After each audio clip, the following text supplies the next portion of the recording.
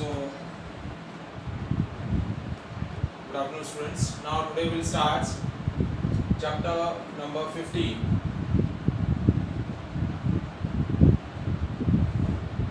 That is probability. क्या है? Probability. So, आप बताएंगे क्या होता है probability?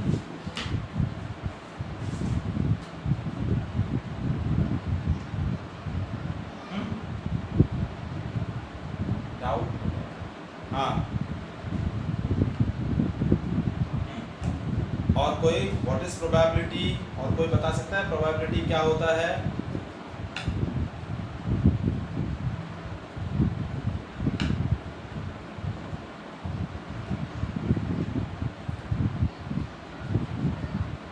हाँ भाई,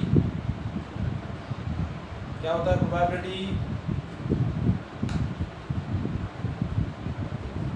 बेटा बोर्ड पे कुछ लिखा ही नहीं है ना अभी तक, सो मैं तो So what is probability?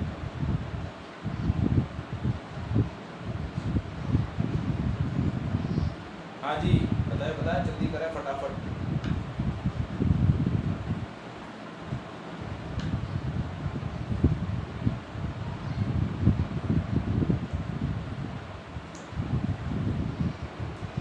देखिए, probability का मतलब क्या होता है? Probability is basically a study of randomness, और हम ऐसा बोल सकते हैं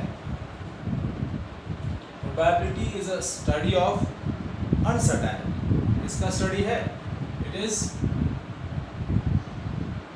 study of uncertainty.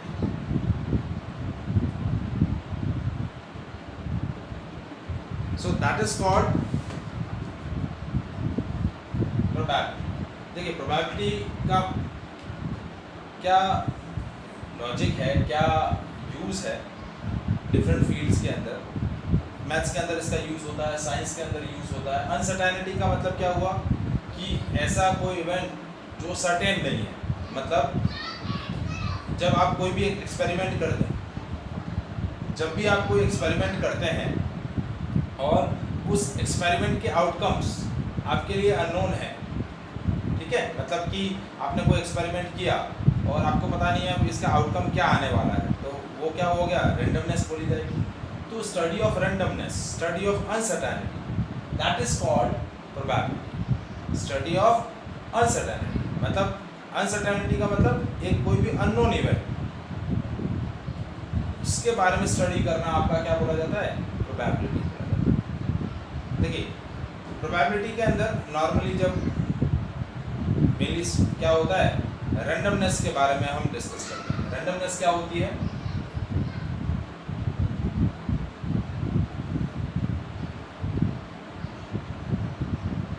मतलब जब भी कोई आप एक्सपेरिमेंट कर रहे हैं, जब भी कोई आप एक इवेंट कर रहे हैं, उसके आउटकम्स जो हैं आपके लिए क्या है? अनसर्टेन है कि कौन सा आउटकम आएगा। आउटकम आपको पता है कि क्या आउटकम आ सकता है, लेकिन कौन सा आने वाला है वो आपके लिए अनसर्टेन है। तो वो हो गया रैंडमनेस। जैसे for example, if I am tossing a coin, जैसे आपने एक कॉइन को टॉस किया, तो कॉइन को जब आप टॉस करते हैं तो आपके पास दो पॉसिबिलिटी है, या तो हेड आएगा या फिर टेल आएगा। क्या आएगा? या तो हेड आएगा या फिर टेल आएगा, लेकिन एग्जैक्टली कौन सा आने वाला है वो हमें नहीं पता है। सो आउटकम्स आर नोन, लेकिन which outcomes is happen that is unknown, that is uncertain. So that study of uncertainty is called probability. जैसे एक डाई है, जैसे लूडो की जो डाई होती है, लूडो की डाई, उस लूडो की डाई के अंदर कितने आउटकम्स होते हैं? 1 2 3 4 5 और 6, 6 डिजिट होते हैं उसके अंदर, या तो 1 या फिर 2 या फिर 3 या 4 या फिर 5 या 6। अब टोटल आउटकम्स आपको पता है कि इन 6 में से कोई आएगा, लेकिन जब आप डाई थ्रो करते हैं तो थ्रो करने के टाइम आपको पता नहीं होता है कि आउटकम क्या आने वाला है। आउटकम आपके लिए क्या है? अनसर्टेन। 1 भी आ सकता है, 2 भी आ सकता है, 3 भी आ सकता है, 4 भी आ सकता है, 5 भी आ सकता है और 6 भी आ सकता है। तो कोई भी आउटकम आ सकता है। तो वो क्या बोली जाती है? रेंडमनेस। या उसको हम क्या बोलते हैं, रैंडम एक्सपेरिमेंट। क्या बोलते हैं, रैंडम एक्सपेरिमेंट। रैंडम एक्सपेरिमेंट क्या हुआ, एक्सपेरिमेंट उस आउटकम्स आर अनसर्टेन, कि कौन सा आउटकम आने वाला है वो हमारे लिए सर्टेन नहीं है, हमारे लिए, हम उसके लिए श्योर नहीं है, तो वो एक्सपेरिमेंट कैसा हो गया, रैंडम एक्सपेरिमेंट। तो उसी रैंडमनेस को, उसी अनसर्टेनिटी को स्टडी करना क्या बोला जाता है, प्रोबेबिलिटी। क्या बोला जाता है, प्रोबेबिलिटी। समझ में आया क्या होता है प्रोबेबिलिटी? जैसे मैंने आपको दो एग्जांपल दिए, जैसे आपने एक कॉइन को टॉस किया तो या तो हेड आ सकता है या फिर टेल आ सकता है। तो हेड आने के चांसेस भी आपके पास 50% है, टेल आने के चांसेस भी 50% है। तो ये इसका स्टडी करना, अनसर्टेनिटी का स्टडी करना क्या बोला जाता है, प्रोबेबिलिटी।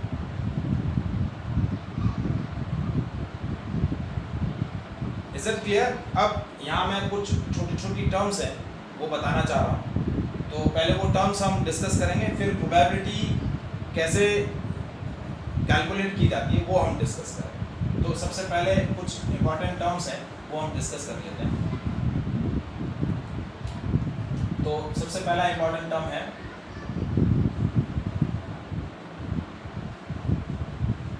ट्रायल। क्या है, ट्रायल। देखिए जब भी आप कोई एक्सपेरिमेंट करते हैं तो उसमें जो ऑब्जर्वेशन लेते हैं वो आपका ट्रायल हो जाता है। Trial it is an action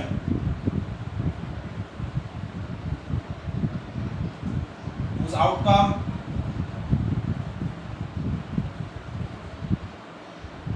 is one or more than one। Trial क्या होता है, trial is an action. Trial क्या है, trial is an action whose result is one or more outcomes। क्या है, whose result is one or more outcomes।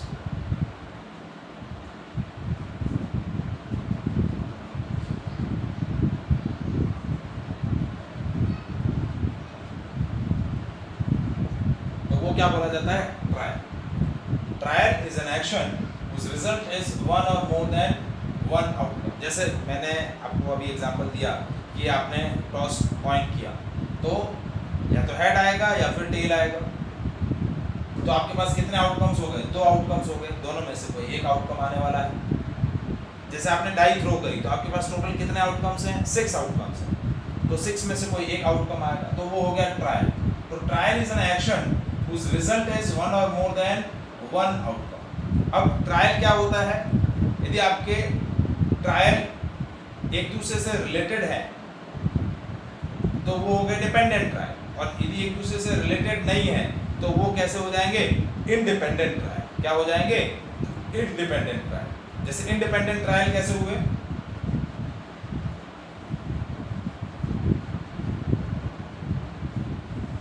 जैसे tossing a coin and throwing a die. तो दोनों के आउटपुट्स, दोनों के आउटकम्स जो हैं वो एक दूसरे से रिलेट नहीं करते, तो वो कैसे ट्रायल्स हो जाएंगे, independent trials. So independent trials are those trials whose outcomes are not related to each other। जिनके आउटकम्स जो हैं एक दूसरे से रिलेट नहीं करते हैं, तो वो ट्रायल्स क्या बोले जाते हैं, इंडिपेंडेंट ट्रायल्स। क्या बोले जाते हैं, independent trials. Is it clear, समझ में आया ट्रायल क्या होता है, इंडिपेंडेंट ट्रायल क्या होता है?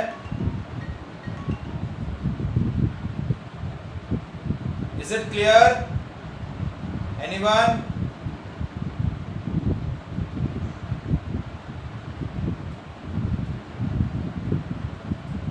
क्या कह रहे हैं बेटा?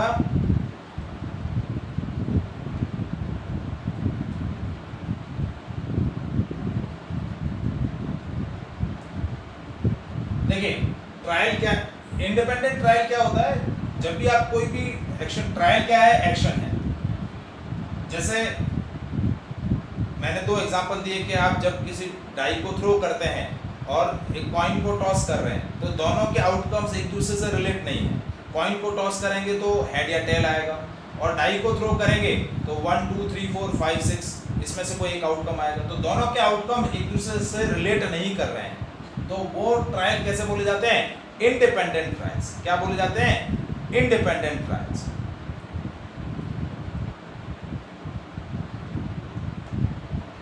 ठीक है, आया समझ में? क्लियर है? Any doubt? Confirm?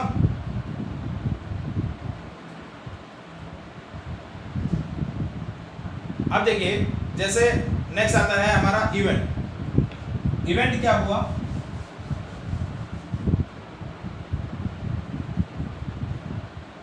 While doing an experiment, जब भी आप कोई एक्सपेरिमेंट करते हैं तो उस एक्सपेरिमेंट के जो आउटकम्स होंगे, सारे पॉसिबल आउटकम्स, उसमें से जो कुछ आउटकम्स होंगे वो आउटकम्स क्या बोले जाते हैं? इवेंट। ठीक है, मतलब आपने कोई एक्सपेरिमेंट किया, जैसे while doing throwing a die, तो डाई थ्रो करेंगे, सो डाई थ्रो करने पर कौन से नंबर आएंगे? 1 2 3 4 5 6, टोटल आउटकम 6 है, 1 2 6 सारे नंबर। और मैंने बोला कि an event of collection of odd numbers, तो ऑड नंबर्स क्या हुए? 1 3 और 5। उन 6 नंबर में से ऑड नंबर कौन से हुए? 1 3 5। इवन नंबर्स कौन से हुए? 2 4 6। तो इवेंट क्या हुआ? While doing an experiment, the collection of some of the outcomes of an experiment, collection of some of the outcomes of an experiment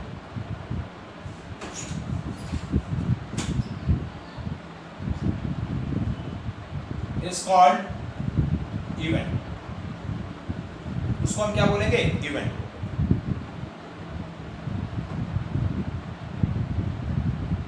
is it clear? समझ में आया इवेंट क्या होता है?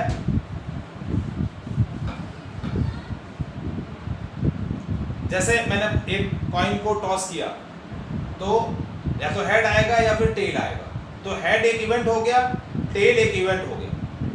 सो collection of some of the outcomes of an experiment is called an event. Is it clear?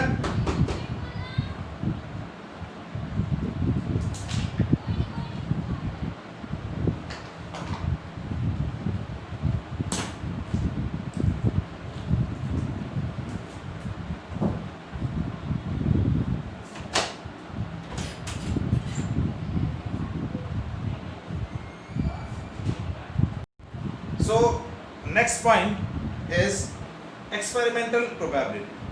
कौन सी probability? Experimental probability।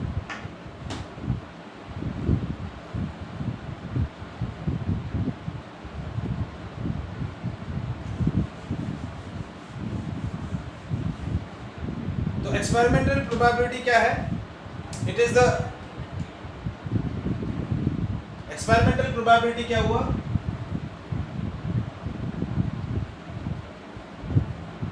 देखिए, हम जो प्रोबेबिलिटी इस चैप्टर के अंदर डिस्कस कर रहे हैं, वो प्रोबेबिलिटी क्या बोली जाती है? एक्सपेरिमेंटल प्रोबेबिलिटी, या फिर उसको हम बोलते हैं एम्पिरिकल प्रोबेबिलिटी। तो एक्सपेरिमेंटल प्रोबेबिलिटी या एम्पिरिकल प्रोबेबिलिटी क्या है? कि जो भी प्रोबेबिलिटी हम कैलकुलेट कर रहे हैं, वो प्रोबेबिलिटी जो है प्रैक्टिकली उस एक्सपेरिमेंट को हम प्रैक्टिकली क्या कर रहे हैं? परफॉर्म कर रहे हैं, तो वो प्रोबेबिलिटी क्या बोल जाएगी? Experimental probability. Determine the probability of an event when we are actually perform that experiment. तो वो प्रोबेबिलिटी क्या बोली जाती है? एक्सपेरिमेंटल प्रोबेबिलिटी, और it is also known as empirical probability. तो प्रोबेबिलिटी क्या है? Probability of occurring an event, कोई भी पर्टिकुलर एक्सपेरिमेंट जब हम कर रहे हैं, उस पर्टिकुलर एक्सपेरिमेंट में कोई पर्टिकुलर इवेंट अकर होने की प्रोबेबिलिटी को हम किससे रिप्रेजेंट करते हैं? PE से। किससे रिप्रेजेंट करते हैं? PE से। This is probability of occurring an event E। Event को किससे रिप्रेजेंट करते हैं? E से। तो that is represent by PE। So probability of occurring an event E is equals to the ratio of, probability कैसे calculate की जाती है? कोई बताएगा? किसी को पता है प्रोबेबिलिटी कैलकुलेट करने का क्या फॉर्मूला होता है?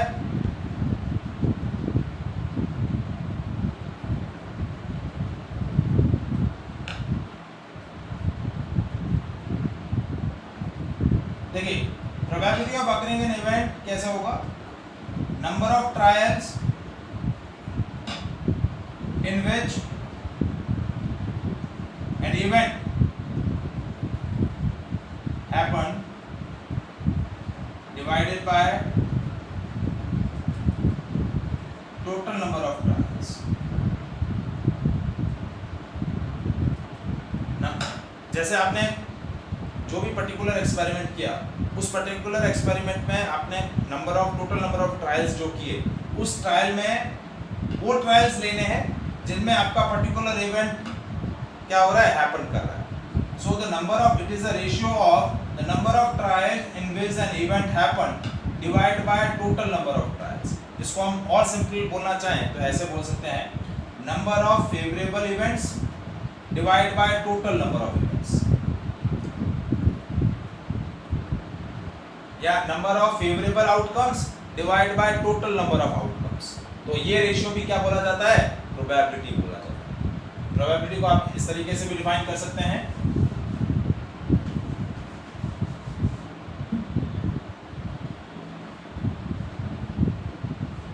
probability, that is probability of occurring an event is number of favorable outcome divided by total number of outcomes। तो ये भी आपका क्या हो जाएगा? फॉर्मूला हो जाएगा probability of occurring an event E। But देखिए, हम यहाँ एक्सपेरिमेंटल प्रोबेबिलिटी कर रहे हैं, एम्पिरिकल प्रोबेबिलिटी कर रहे हैं, मतलब we are practically doing that experiment. तो फॉर्मूला आपको ये यूज करना है क्योंकि आपको टेक्स्ट बुक में यही फॉर्मूला दिया हुआ है। तो क्या होगा? Number of trials in which N event is happen divide by total number of trials. तो ये आपका क्या हो जाएगा? Probability of occurring an event E। अब प्रोबेबिलिटी के बारे में कुछ इंपॉर्टेंट पॉइंट्स डिस्कस कर लेते हैं। सबसे इंपॉर्टेंट पॉइंट क्या है कि किसी भी इवेंट के अकर होने की जो प्रोबेबिलिटी होती है, probability of occurring an event E is always lies from 0 to 1। किसी भी इवेंट के अकर होने की प्रोबेबिलिटी 0 के इक्वल या फिर 0 से बड़ी होगी, और 1 के इक्वल और 1 से छोटी रहेगी। 0 और 1 के बीच में ही लाई करेगी।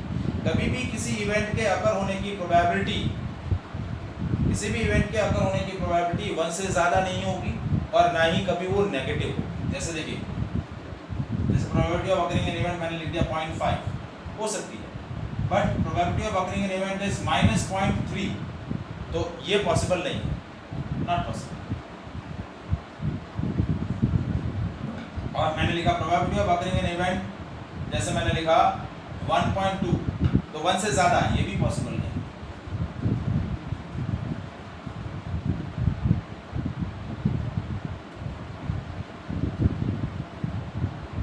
Is it clear? समझ में आया?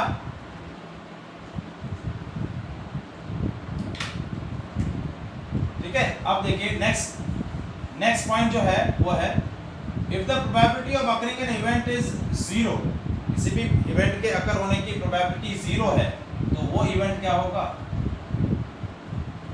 Impossible event. जैसे मैंने बोला, while tossing a coin what will be the probability of occurring a 1, तो भाई ये तो इवेंट पॉसिबल ही नहीं है, क्योंकि जब हम कॉइन को टॉस कर रहे हैं तो या तो हेड आएगा या फिर टेल आएगा, 1 तो आ ही नहीं सकता, कोई न्यूमेरिकल वैल्यू तो आ ही नहीं सकती। तो उस इवेंट के अकर होने की प्रोबेबिलिटी क्या हो गई? 0।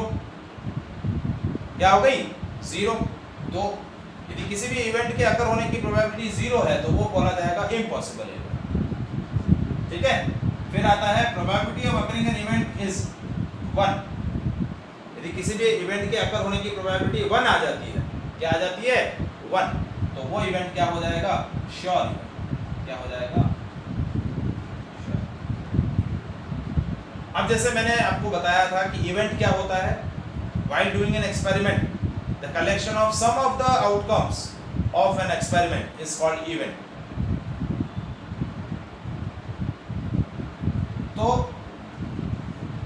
the sum of probability of all the events of an experiment, यदि कोई एक एक्सपेरिमेंट है, उस एक्सपेरिमेंट के total n number of events हैं। कितने इवेंट्स हैं, n number of events, E1 E2 E3 E4, इस तरीके से En इवेंट्स हैं।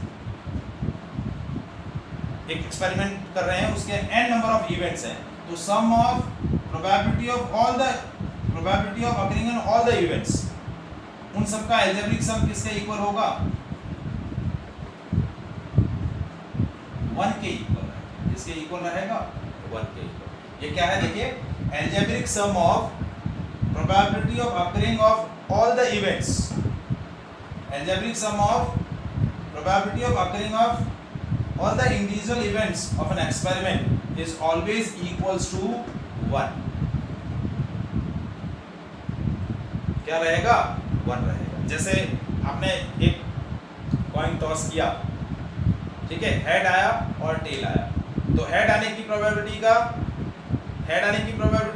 और टेल आने की प्रोबेबिलिटी, इन दोनों का जब हम सम करेंगे तो वो सम हमेशा 1 के इक्वल रहेगा। जैसे आपने एक डाई थ्रो करी, उसके 6 आउटकम है, तो 1 आने की प्रोबेबिलिटी का प्रोबेबिलिटी, 2 आने की प्रोबेबिलिटी, 3 आने की प्रोबेबिलिटी, 4 आने की प्रोबेबिलिटी, 5 आने की प्रोबेबिलिटी और 6 आने की प्रोबेबिलिटी का जो सारी इंडिविजुअल प्रोबेबिलिटीज का अलजेब्रिक सम करेंगे, तो वो अलजेब्रिक सम क्या आएगा, 1 आएगा हमेशा। क्या आएगा, 1 आएगा। Is it clear?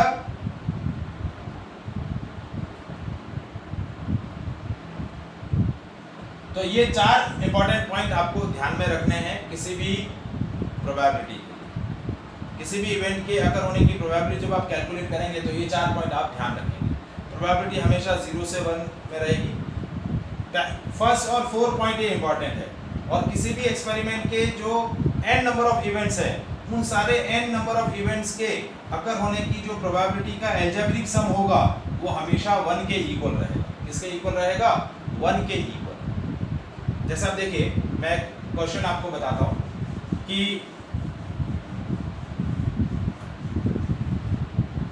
A coin is tossed 100 times. एक कॉइन को आपने कितनी बार टॉस किया, 100 टाइम्स टॉस किया, तो नंबर ऑफ ट्रायल्स कितने हो गए, total number of trials 100। So when a coin is tossed 100 times, 51 times head comes and 49 times tail comes.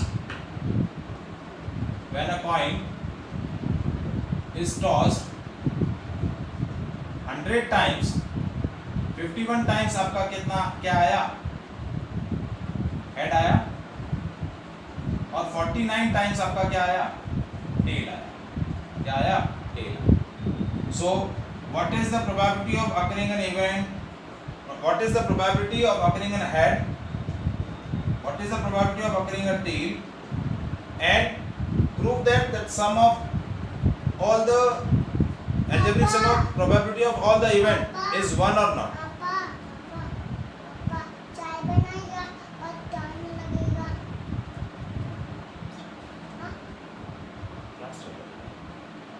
चाय बना दे। तो देखिए, तो अब कैसे कैलकुलेट करेंगे, पहले हम कैलकुलेट कर रहे हैं probability of occurring head. Head एक तरीके का इवेंट है, तो इसको हम लिखेंगे PH। सो PH क्या हो गया, number of trials in which head comes divide by total number of trials. तो हेड कितनी बार आया आपका, 51 टाइम्स आया। कितनी बार आया, 51 टाइम्स आया। हेड कितनी बार आया, 51 टाइम्स। तो हम PH का आंसर कितना हो जाएगा, pH का आंसर हो जाएगा 51/100, यानी हो गया 0.51। अब सेकंड है probability of occurring tail an event tail, तो वो है PT। तो इसका आंसर क्या आएगा? PT कैसे कैलकुलेट होगा? The number of trials in which tells come divided by total number of trials. तो टेल्स कितनी बार आया आपका? 49 times, divide by total number of trial 100, 0.49।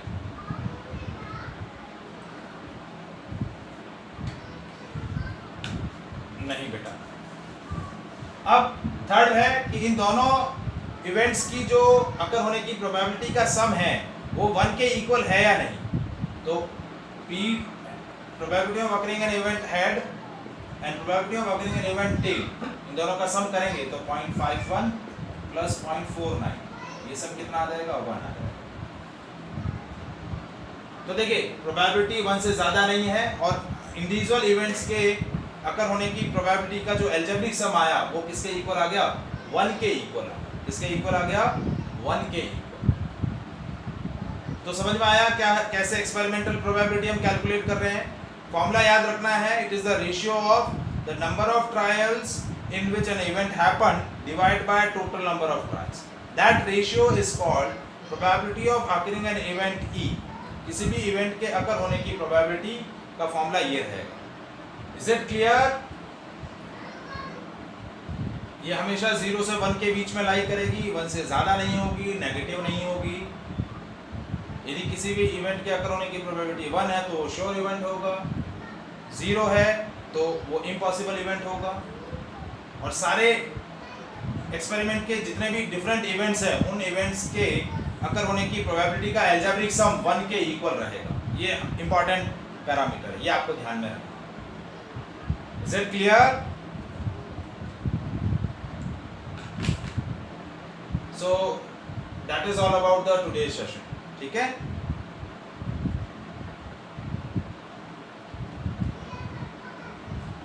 चलिए ओके बाय।